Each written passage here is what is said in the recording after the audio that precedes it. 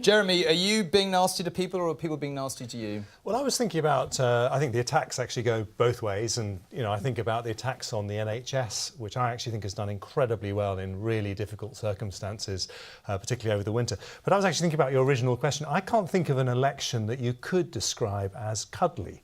I think this kind of happens at elections. And let me do the most dangerous thing of all and stick up for all politicians just for a moment. Because, good luck with that. Let me try. I mean, if we try and be positive, make a commitment, say what we want to change, you say, we can't believe their promises, they're politicians. A promising young man should go into politics so he can go on promising for the rest of his life and so on. And then if we talk about the choice in the election, you say, oh, this is very, very negative. And then if we make the smallest mistake, this is an enormous gaffe. And so politicians end up being more wooden and more cautious than all of us would like to be as politicians, and certainly the public would like. And why is this? I think it is actually for a good reason, not a bad reason. This is my real point. It is because we are the subject of relentless scrutiny by the media in the run-up to the election. And I think basically that is part of a healthy democracy. And when the dust settles and people, take it all in and they go into the polling booth on May the 7th, they will, think who is going to make the economy stronger, and naturally they'll choose David Cameron. So since you're in a mood to be nice, would you acknowledge that Michael Fallon's attack was ill-judged, and do you think Ed Miliband is basically a perfectly decent guy who'd make a perfectly respectable leader? I think Ed Miliband is a perfectly decent guy, but I think what is a shame about the discussion around that is that people have focused on the tone of what he said and actually haven't been discussing a pretty important issue. I mean, whether we have an independent nuclear deterrent, you can have views on both sides, but Nicola Sturgeon said very clearly that it is a red line for the SNP not to vote for money to renew it. And Michael Fallon's the Defence Secretary, and he's saying, if you have a minority Labour government only in office because of the SNP, then you've got to ask whether that deterrent is going to be safe. And I do actually think that is, in the end, far, far more important than questions about the words he used. But I don't understand that. Some truth in that. The campaign could have been better? The campaign is not about personalities. The campaign is about this simple message that you're talking about. It's about the economy, which is at the root of, whether we can afford to put more money into the NHS and all these different other issues. But, I think the reason why the polls haven't moved too much is because, just as in the Scottish referendum, a lot of people are waiting until polling day to make up their mind. There are still a lot of undecided voters. I think more than 20% according to one poll that I saw. And I think we just have to be patient. But I think in the end, what we are wanting is a campaign based on the substance of what will really matter for the British economy. Speaking of issues... Well, there's the question, Jeremy. I mean, you could accuse all sides of fantasy economics in this election. You've promised $8 billion. Where's it going to come from? Well, I think that is a perfect package to show how you just can't win, because the whole NHS was saying they needed $8 billion, they've got a funding gap, and the politicians aren't being honest about the fact there's this gap in funding. And then the Conservatives say, and the Lib Dems to their credit, we will find that $8 billion, and it is, we don't believe you. And I actually think... well, we didn't say we didn't believe you, we just asked you how. I think we just heard it. Well, let me first of all say, it may be counterintuitive that the Conservative Party, for the second election in a row, is actually promising more money for the NHS than Labour. But there's a very simple reason. By the end of the next Parliament, we'll have 1 million more over 70s. And, we as Conservatives want the NHS to be run as efficiently as possible.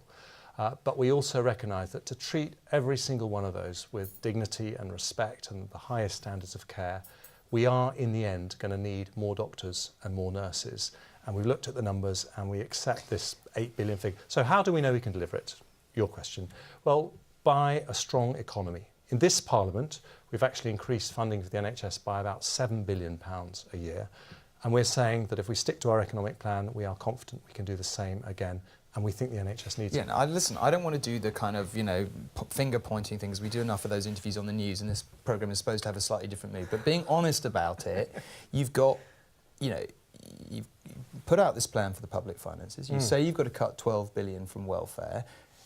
OK, you have cut things credibly over the last 5 weeks, can see that. But this is a lot of money, $8 billion. And why should people believe you when you've been very specific about so many other things and you're just saying, well, this will come from growth? Well, if this is going to come from growth, why wouldn't you trim the welfare cuts, which you say are necessary?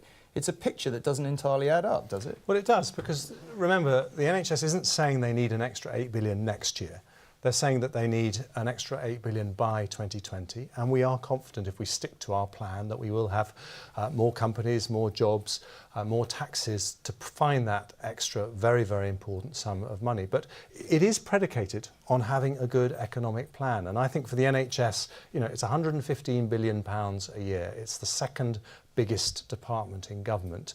And, you know, when you look through all the haze and mist of an election campaign, in the end, you need a strong economy if you're going to fund the NHS that we all want for our parents and grandparents. And that's what we are saying we will deliver.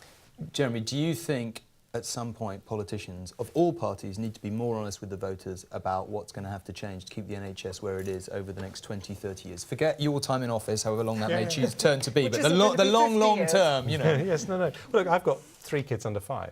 And I passionately want the NHS to be there for them for their whole lives, just in the same way that I hope it will be there for me for my whole life. I actually don't disagree with Anthony or Deborah. I think we shouldn't get too hung up on just a number. That just, you know, to answer Anthony's point directly, the NHS put together its own plan, which is about changing the way we do things. It's not about just putting more money in. And they said, if we change the way we do things, we can make efficiency savings, but we will still need the 8 billion. And that's what we're... about Simon Stevens, yes? Yeah, and that's what we're doing. We're backing his plan. But there hasn't been much talk about the contents of his report in all the We've had quite discussion, a big debate, which has been mainly about just finance. Well, we have said in our manifesto we're backing his report. It was published last autumn, and I think it's a very good report. It actually talks about a lot of the things that Deborah is talking about. I mean, essentially, the point about the NHS, when it was founded in 1948 by a Labour government, and you know, it was a wonderful thing to do, but the model of care was that people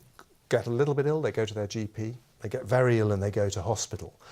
We need to change that, because for older people it's about prevention, not cure. And the NHS won't be sustained if we just wait for someone with dementia to get so seriously ill they need to end up in an A&E department. Maybe I can... It's quite a healthy thing. It does allow negativity, because I think we tweet as if we're, you know, scrolling a message. We don't tweet as if we're writing an essay, so people are less considered. Jeremy, do you live in absolute fear of Twitter? Do you go on your Twitter account thinking, my career is only a few short words from ending if I do the wrong thing? A careless tweet can sink the fleet, as Yes. we say. Yes. I actually tweeted that I was coming on this show this afternoon. I had 8 responses. 7 were wholly negative, so I don't think I did anything for your viewership. And in fact, the only one that was mildly positive was you retweeting it. Oh, well, yeah. So, that's not quite the message we were hoping you'd... The guy, what was the message of the 7? Well, I think I'll leave you to go and have a look on Twitter. Okay. But let me say I'm pleased that my mother doesn't follow Twitter.